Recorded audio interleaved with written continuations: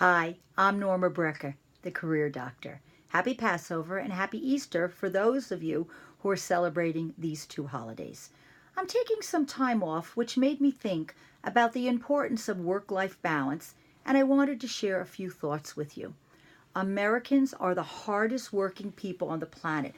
We work more than 1,700 hours per year, which is far more than any other culture. For example, Europeans average about 1,400 hours per year, and even the Japanese, who are historically hardworking, work much less hours than we do. A Gallup poll last year found that the average American works about 47 hours per week, and 1 in 5 of us clocks more than 60 hours per week. Competition today, both domestically and internationally, drives our hard work and our long hours. And even if we're not physically at work, many of us are chained to our phone, which studies are showing we check more than 200 times a day. And we're also chained to our connections with our pads and with our computers. Not good. Working hard is important and necessary, but we can't forget the importance of having a work-life balance.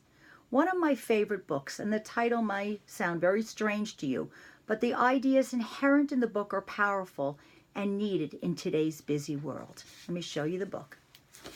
Sorry, here we go.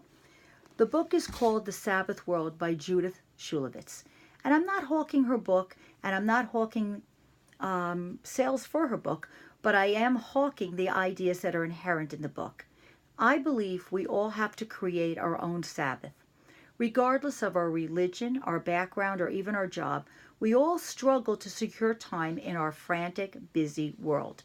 Almost paradoxically, in today's hyper-productive world, we need more than ever to find time to unwind, to relax, to regenerate, and to disconnect. For those who are Jewish and religiously observant, this time would be called the Sabbath. But we all need a Sabbath, even if our Sabbath is only for a few hours once a week. We all need time to recharge, to regenerate, and to reconnect. We can't let time drive us heedlessly forward without ever stopping to rest and to reflect.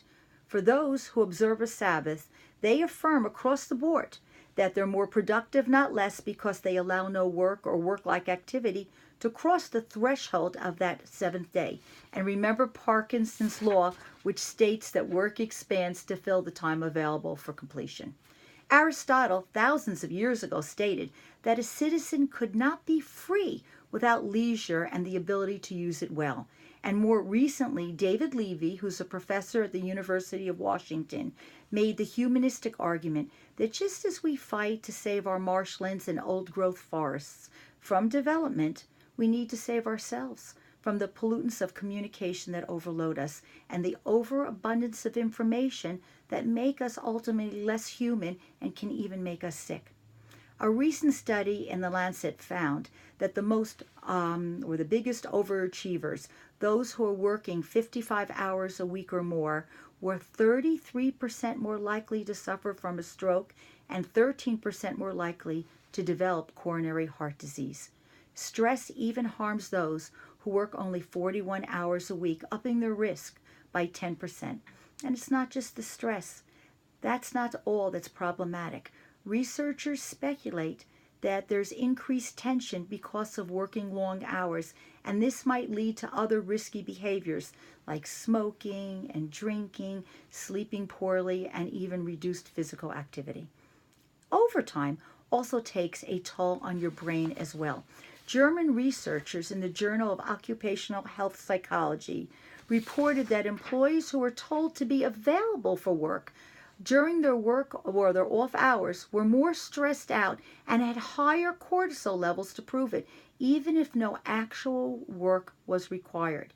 It appears that just knowing you might get called in is enough to drive your body into stress city, which in the long term can lead to mental health problems like anxiety and depression.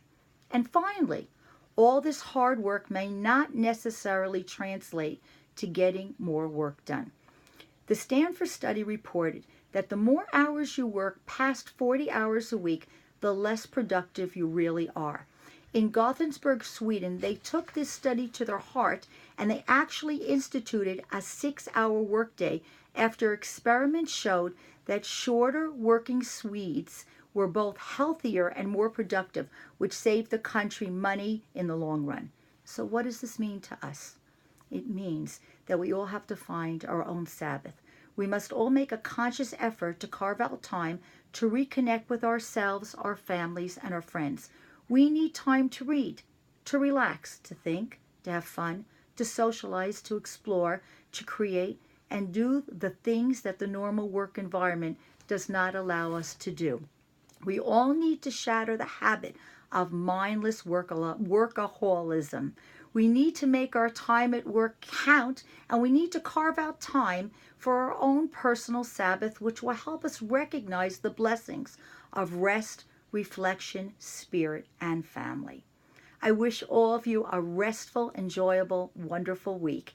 And if there's anything I can do to help you find your work-life balance, please feel free to check me out on Facebook or contact me at mycareerdoc.com.